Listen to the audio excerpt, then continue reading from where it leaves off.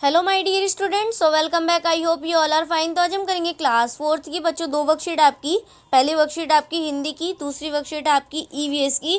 दोनों ही वर्कशीट हम इसी वीडियो में करने वाले हैं, कहीं नहीं जाना आपने, इसी वीडियो में बने रहना है। ठीक है बच्चों, तो हिंदी की वर्कशीट नंबर आपकी 117A। डेट क्या है हमारी 25 नवंबर। विद्यार्थी के नाम में आपका नाम आएगा, शिक्षक शिक्षिका का नाम में आपकी टीचर का। नमस्ते प्यारे बच्चों, आशा करते हैं कि आप सभी स्वस्थ और खुश होंगे। बच्चों पिछले कार्यपत्रक में आपने भिकू बाई के बारे में जाना। आइए आज हम इस कहानी के माध्यम से और भी कुछ नया सीखते हैं। क्वेश्चन नंबर फर्स्ट है, नीचे पाठ में ली गई कुछ पंक्तियां लिखी हैं, इन्हें बोलकर पढ़िए और गहरे रंग के शब्दों पर ध्यान देते हुए उससे उपयुक्त शब्द चुनकर खाली शब्द को भरिए। चलिए करते हैं बच्चों। कहा है आपका, ओहो अब मुझे डैश जाना पड़ेगा। तो क्या है, बगीचा। ठीक है बच्चों, उन्होंने अपनी पत्नी लाबूबेन से कहा। फिर सेकंड आपका, बहुत अच्छे मेरी तो डैश खुल गई। तो क्या है, लॉटरी। फिर उसके बाद वाह के डैश को देखकर मुझे पूछा, यह नारियल कितने में बेचोगे। तो क्या है, माली। फिर उसके बाद फोर्थ आपका, सागर के किनारे एक डैश बैठा था। तो कौन बैठा था, नाव वाला। फिर उसके बाद अरे डैश एक नारियल कितने में दोगे। तो क्या है, भाई। फिर उसके बाद भीखू भाई अपनी डैश से टेक लगाकर सोचने लगे। किससे, छड़ी से। फिर उसके बाद डैश अपने कंधे उचक खाना है तो जाना है। तो उसका क्या आएगा, लाबूबेन। ठीक है। फिर उसके नंबर सेकंड आपका, क्या पार्ट में भीखू भाई को नारियल सही में मुफ्त में मिला, यदि हाँ तो कैसे।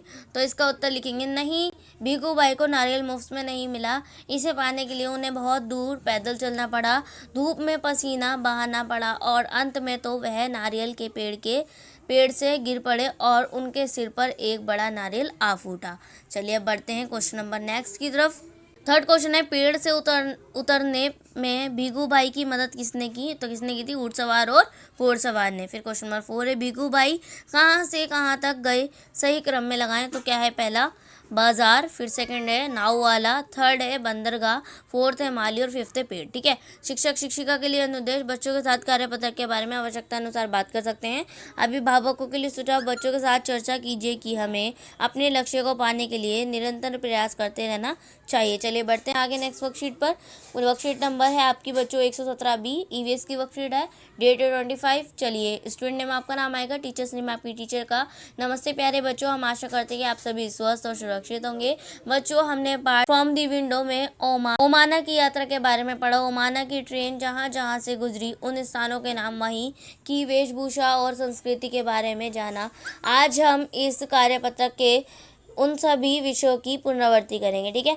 तो चलिए क्वेश्चन नंबर फर्स्ट, नीचे कुछ वाक्य विकल्प के साथ दिए गए हैं, सही विकल्प को चुनकर उत्तर अपनी कॉपी में लिखें। क्वेश्चन नंबर फर्स्ट आपका, गुजरात की राजधानी का नाम बताइए। तो इसका ऑप्शन नंबर गा करेक्ट रहेगा, गांधी मार्ग।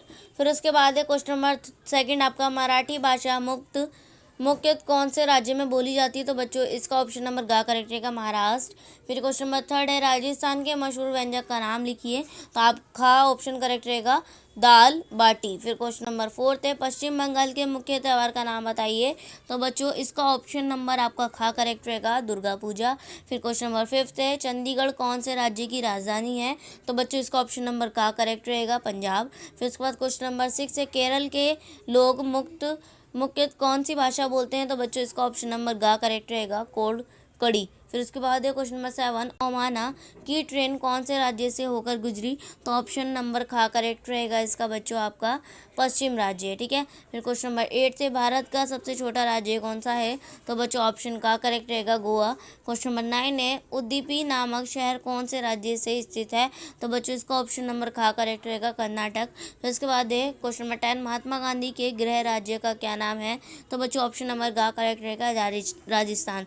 फिर चलिए क्वेश्चन आंसर पर आते हैं। क्वेश्चन नंबर फर्स्ट है, भारत के किन्हीं दो पश्चिम राज्यों के नाम लिखिए। तो आप लिख देंगे Goa, Kerala. Question number second है, ओमाना ने अपनी यात्रा कौन से स्थान से आरंभ की थी। तो आप लिखेंगे अहमदाबाद। क्वेश्चन नंबर थर्ड है, ओमाना की यात्रा के गंतव्य स्थान का नाम बताइए, तो आप लिखेंगे केरल।